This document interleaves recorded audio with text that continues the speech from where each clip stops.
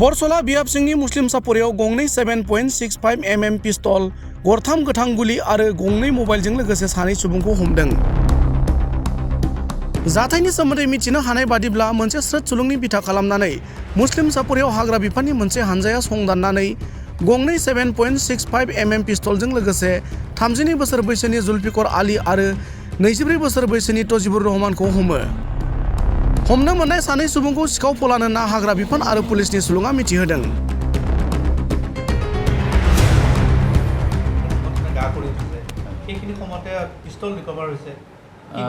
এতিয়ালৈকে আমি সঠিককৈ ক'ব পৰা হোৱা নাই, কাৰণ ইনভেষ্টিগেশ্যন চলি আছে, সোধপোছ চলি আছে। তেওঁলোকে কিহৰ কাৰণে সেই পিষ্টল মজুত ৰাখিছিলে নিজৰ লগত, বা তেওঁলোকৰ উদ্দেশ্য কি আছিলে, এইবিলাক মানে ইনভেষ্টিগেশ্যন চলি আছে।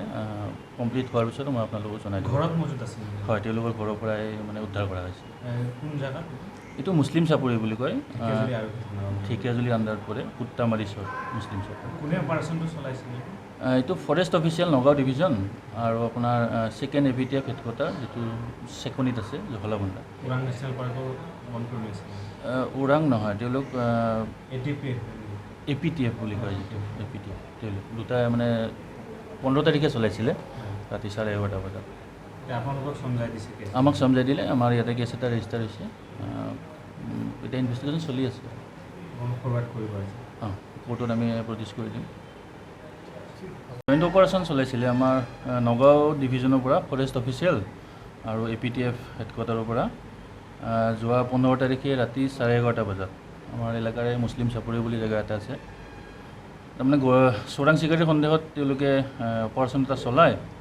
দুজন ব্যক্তিক কৰায়ত্ব কৰে, জুলফিকৰ আলী আৰু তজিবুৰ ৰহমান বুলি, আৰু তেওঁলোকৰ পৰা দুটা 7.65 mm পিষ্টল, দুটা মেগজিন আৰু 3 ৰাউণ্ড গুলি উদ্ধাৰ কৰে।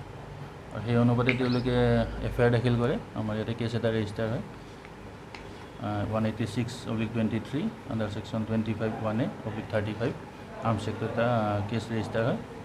বৰ্তমান বাকী ইনভেষ্টিগেশ্যন চলি আছে।